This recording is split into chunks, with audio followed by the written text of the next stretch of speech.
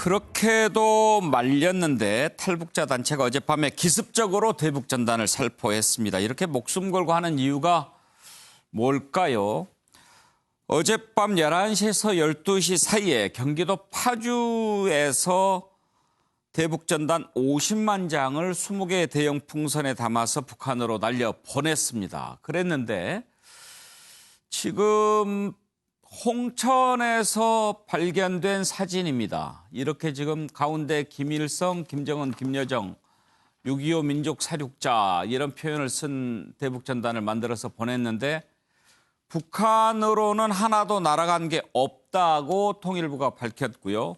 다시 이렇게 우리 쪽으로 지금 떨어졌습니다. 통일부는 살포단체 엄정 조치하겠다라고 밝히고 있는데요. 북한은 또 여기에 대해서 우리한테도 지금 대남 전단 살포하겠다라고 하는데 글쎄 그게 맞수가 될 것인지 일단 대북 전단 관련부터 짚어보겠습니다. 영상 보시죠. 둘, 셋.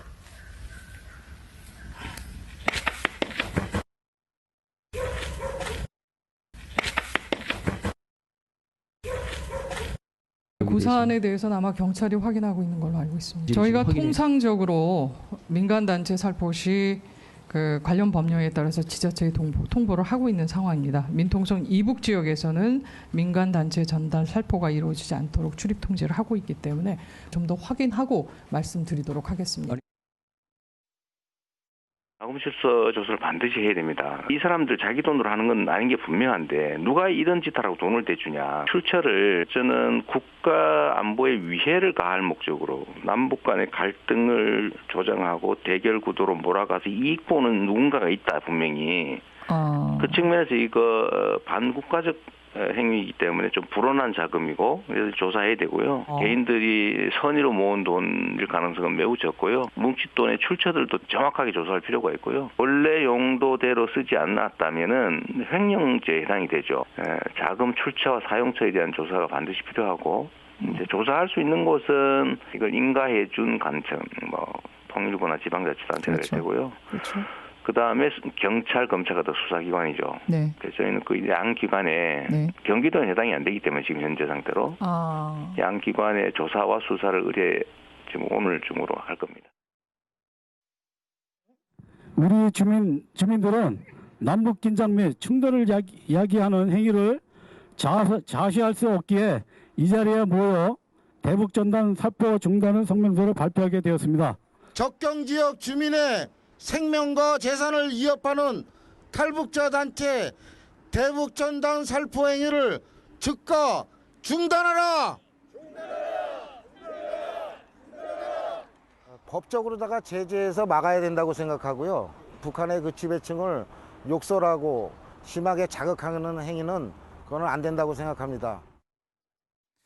예, 최수영 평론가 지금 대북 전단 살포하고 또 쌀 페트병에 담아서 보내는 그 두 사람이 형제간이죠. 네. 박상학 씨가 전단 보내고 동생이 쌀을 박정호 씨가 쌀 보내고. 네네. 근데 박정호 씨는 지난번에 쌀을 안 국민들이 뭐 이렇게 불안해하고 그러니까 안 보내겠다라고 했는데 박상학 씨는 밤에 그러니까 야음을 틈타서 또 모르게 평소 보내는 데가 아닌 데서 보냈더라고요. 그리고 당국이 수소가스를 다 압수해 버렸어요. 그러니까 이제 헬륨가스에 담아서 이렇게 보냈다고. 그러니까 하던데. 박상학 씨는 사실 예고를 했었어요. 왜냐하면 뭐라 했냐면 막을 테면 막아봐라. 우리가 어디서 보내는지 우리가 나중에 한번 확인해봐라. 예. 그러니까 지금 아마 강원도 홍천을 택한 그러니까 그걸로 제가 화천인가를 택하는 걸로 알고 있는데 근데 어찌됐건 지금 사실 동생은 그 당시 이제 그 국민들의 안전과 이런 비난 여론들이 좀 있었단 말이죠. 그러니까 탈북민들도 대한민국 엄연한 국민이기 때문에 지금 여러 가지 국민의 정서를 고려하는 측면에서 했습니다만 박상학 씨는 6.25를 앞두고 70주년 북한에 하는 행동을 보고 우리가 판단하겠다고 예고를 했었습니다. 그러니까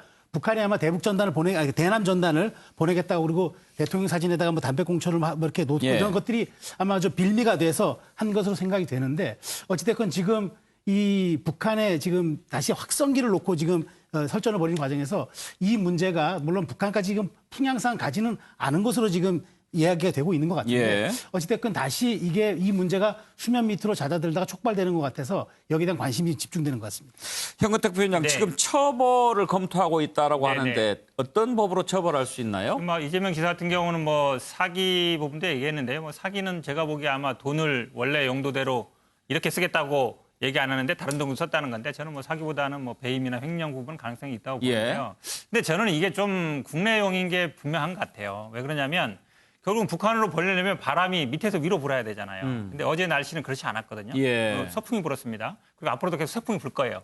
그러면 사실 이게 북한에 보내는 게 안 맞는 거예요. 북한에 보내지 않는 거라면, 북한에 가지 않는 거라면 무슨 의미가 있죠? 이분들은 어쨌든 북한에 뭔가를 하겠다는 건데 지금 보면은 지금 그림으로 보면 아마 밤에 찍힌 거와 저것도 맞는 것 같은데 저게 만약에 진짜 이분들 말씀처럼 파주에서 보내고 홍천에 떨어졌다 그러면 저는 왜 보내는지 의심하지 않을 수가 없어요. 그러니까 본인들이 뭐 예를 들어 6.25 때 100만 장 보냈다 하더라도 그게 북한으로 넘어가지 않는다면 무슨 의미가 있는 건지 되묻지 않을 수 없습니다.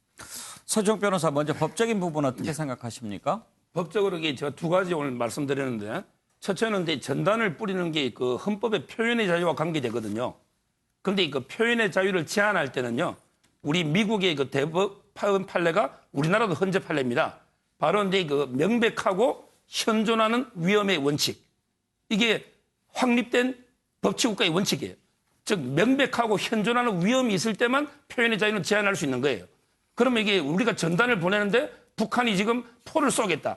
이거는 이게 말도 안 되는 협박이지. 이게 지금 명백하고 지금 현존하는 위험은 아니잖아요. 북한이 전단 뿌리는데 대포로 응징하겠다. 이거는 과잉 불법 대응인 거예요. 따라서 저는 과연 이게 무슨 근거로 표현의 자유를 제한하는가 이 문제하고요. 자, 두 번째 이재명 지사가 사기로 수사를 해야 한다는데 보통 이게 사기죄라는 거는 피해자들이 고소하는 거예요. 아니 제가 이게 전단 뿌리지 말라고 기부금 냈는데 뭐 예를 들어 이제 정의연처럼 다른 용도로 썼다든지 이러면 이게 뭐 사기가 될지 피해자가 할지 몰라도 전단을 보내라고 후원을 냈는데 전단을 보냈다. 이거는 사기가 아니잖아요. 왜 행정단체가 사기로 고발합니까? 기부를 한 피해자가 봤을 때 내가 용도하고 다르게 했으면 그 피해자가 고발할 거 아닙니까? 일부는 전단 보내는 게 아니라고 생각해서 보냈는데 전단을 보낸 것으로 확인이 돼서 후원을 끊겠다라고 한 의료업체도 있더라고요. 그렇죠. 그럼 네. 이게 그런 분들이 고소해야죠. 예. 행정단체가 사기로 피해자 대신에 고발하는 경우는 없잖아요. 제 말은 이게 그런 단체가 고발하게 둬야지 예. 왜 개입하느냐. 이 두 가지를 제가 말씀드립니다. 예, 현근택 부위원장.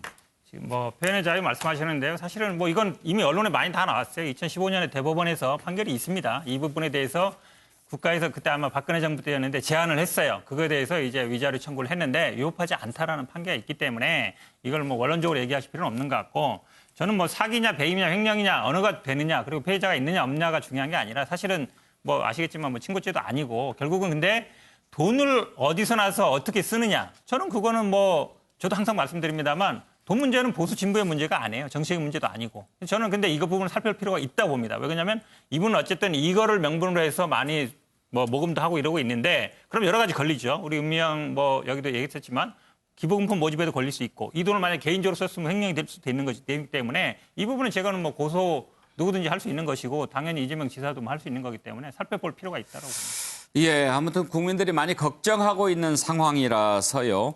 한 가지 더 짚어보겠습니다. 북한이 대남 전단 살포하겠다라고 지금 밝힌 데 이어서 확성기를 DMZ 일대 여러 곳에 지금 설치하고 있는 모습이 포착이 되고 있습니다.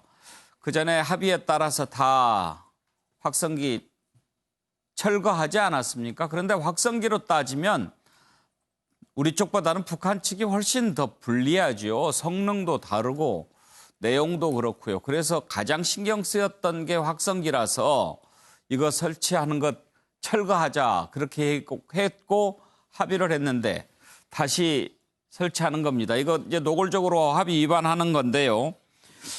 그러면 우리 어떻게 해야 될까요? 우리도 해야 된다라는 얘기도 있고 꼭 그렇게 해야 되느냐 하는 의견도 있는데 여러분은 어떻게 생각하십니까? 관련된 녹취 한번 먼저 듣고 얘기 나눠보겠습니다. 관계를 돌이킬 수 없는 최악의 상태로 몰아가고도 치졸한 곤모술수로 책임을 전가하려 드는 남조선 당국자들의 반민족적 죄악의 대가를 반드시 받아내고야만 할 전체 인민의 보복 열기가 화라산 마냥 세차게 분출되고 있습니다. 솔직히 말해서 남조선 꽃들이 이렇게 한 짓을 보면 온 남녘땅에 비라를 다 뿌린다고 해도 이 직성이 풀릴 것 같지 않습니다. 우리의 최고 전업, 우리 인민을 모독할 때, 우롱할 때 이렇게 될 줄 생각 못했나. 구구하게 변명하는 꼴만 봐도 역시 그 남선 당국자는 안 돼 같습니다. 이제는 그야말로 우리 행동해야 합니다.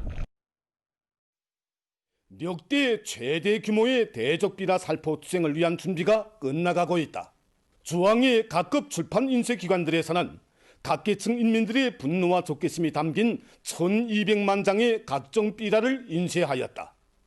또한 각 도시군 인쇄공장들에서도 수백만 장의 대적 삐라를 추가 인쇄하기 위한 준비를 다구치고 있다.